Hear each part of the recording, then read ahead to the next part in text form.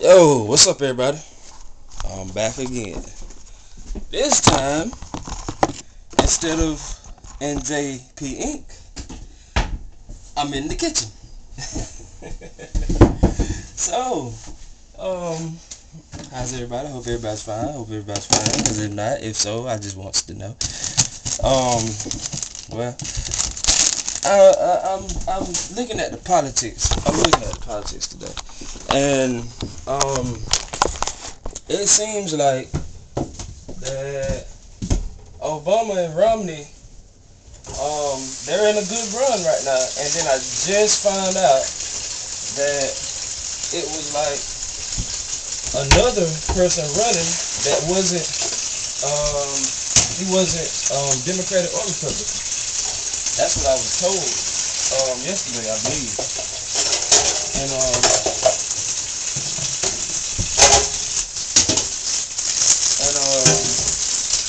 that kind of boosted my thought a little bit, you know. Like, I was thinking, I said, well, okay, if we get a conservative or a liberalist, or one of those two types of people into the office, what kind of economy or what kind of government would we be running? And see, that's the thing that we need to be looking at, because the government is us. We are the government. I mean, everyone in the United States, America, is part of the government, because for one, in our Constitution it says we the people, and if we are the people, then we're the government. A lot of people don't understand that. It doesn't matter who you are, citizens, individual, you are the government. I don't know if people know that or if people don't know that, but it doesn't matter. But if you don't know, now you know today.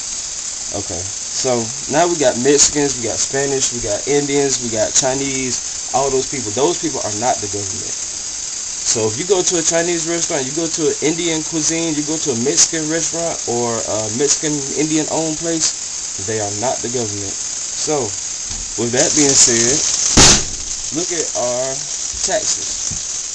They don't get much taxes, we do.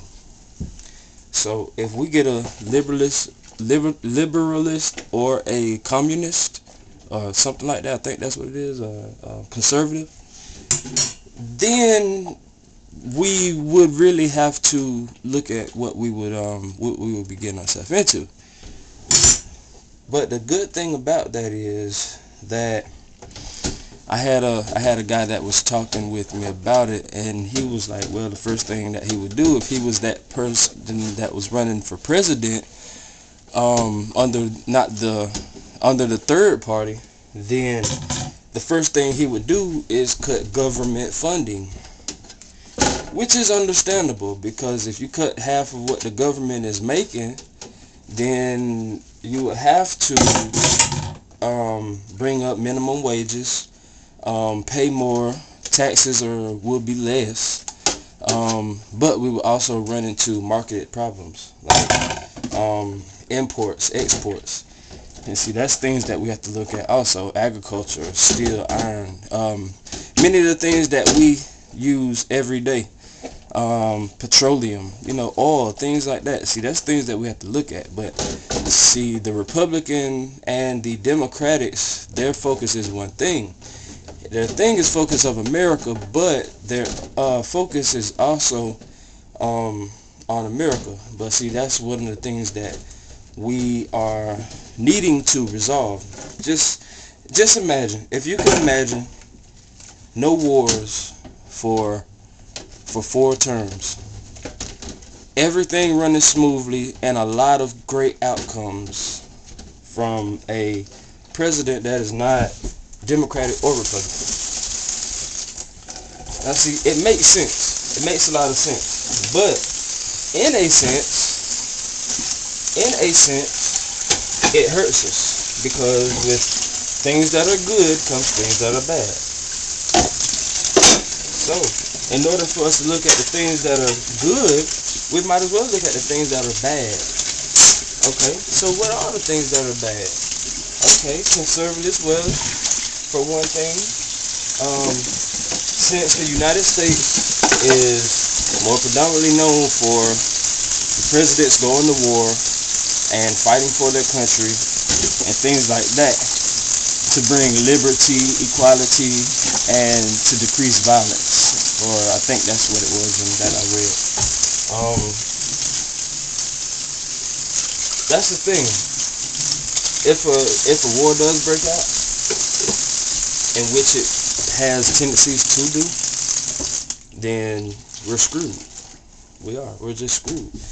Because not only will that war deplete what we already have as far as the technology and the communication and the partnerships and the other countries that are illuminated around, but we will also run into problems with those other countries. And see, the thing with that is, if we let China get their hands on anything, it's out. It's out.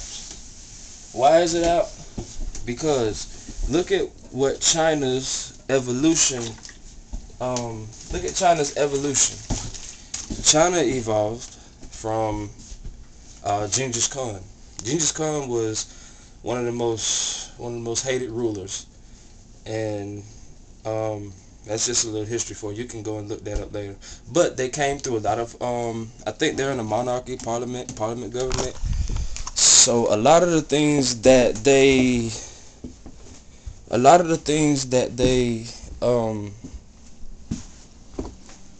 have going on. Most of that stuff is it doesn't exist anymore, but in some areas it does.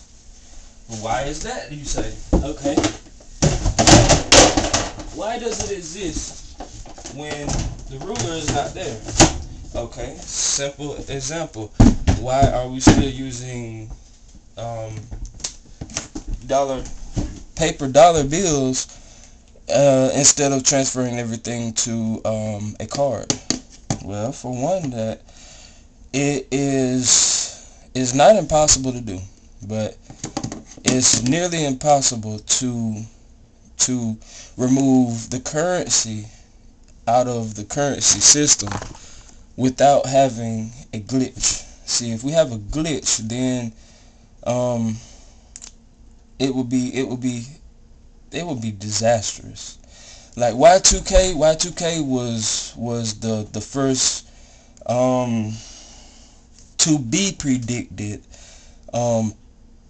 glitch that would happen, since the computers would have to turn over to 2. But see, that's the thing. Okay, when they turn over to 3, see, that's the thing. Computers might not even be computers in the 3000s. I mean, I know I won't be here in the 3000s. If I am here, I might be like a flower or an animal or something, you know, if animals even exist in the 3000s. So that's what it's interesting when you start talking about it, you know, because you look at your own placement, you know. I mean, everything is on Earth, but it's so separated. And see, that's the thing, because if we cut government grant or funding, then we might have a simple issue of NASA funding, which goes more into space and the satellites to use the technology that we have today. And see, we cut the funding on that, then we would cut fundings on everything that we basically have. Like they just came out with an iPhone 5. See, if NASA's funding gets cut, then a lot of those NASA funded projects that actually make a lot of benefits to America or to the Earth, those things will be slowed and decreased. It'll fall back into a recession, but to come out of it is what they will have to work on. And see, that's what the generations that are coming, that's what they will have to look on. That's what I do. I work towards that generation. Not only, I don't have any kids, but when I do have kids, no, I'm 20, might as well say I'm 27 and next month. So yeah, by the time I get about 32, and I might have about 2 kids by then, hopefully, and if everything is looking, you know, productive and progressive, and everything's looking sunny out there. So yeah, I would have 2 kids. But the thing is, where would I want to raise my kids? How would I want to raise my kids? What would I want my kids to be raised in and around? And see, that's the thing that we as adults are growing into adults, even young adults, because young adults that are having babies like really young, they're not really understanding that, well, they're going to have a big family, because, well, for one, if you have a baby at 15, that baby might grow up and have a baby at 18. That baby might grow up, well, they might have a baby at 20, 21 or something like that. And then, their children will have like maybe a child at 15, 14, because that's just the way things are going. They're having them young. See, I'm like one of the last ones that's like waiting until the 30s, to have kids. Because I mean, if you got a 30-year difference between your kids, I mean, what can't you tell your kids, So that's just one thing that we need to look at, because in that generation, which would be Generation Z, I believe, they will have the toughest time, because they would be dealing with things that people from the 1890s would never have thought to be developed in the 1990s or the 200s. See, that's the kind of things that we're dealing with today. And see, that's what I was rambling about, like our evolution. It's all the timeline. It's a big span. I mean, you have a mammal that has a baby, and the baby grows through development. You have an amphibian or a reptilian mammal, or cold-blooded mammal, that lays eggs, and that egg hatches, and the baby comes out of the egg, and then once it comes out of the egg, it grows and grows until it dies. And see, that's the thing that we're looking at. That we're looking at this here, because well, just say for instance that JP Inc. does grow and expand the way that I'm looking at it, and the way that it is unfolding. Then, if I have kids at 30, then I want my kids to carry on the business. I want them to carry it on, all the way through high school. They'll be able to work with me. I'll teach them this and that. And see, that's the thing with generation. But, I'm going to come back with another video, and we're going to talk about some more stuff, because this one right here is running low. So, it's good. This is a good ramble today on, heck, I don't even know what it was. I'm just gonna call it In the Kitchen. So yeah,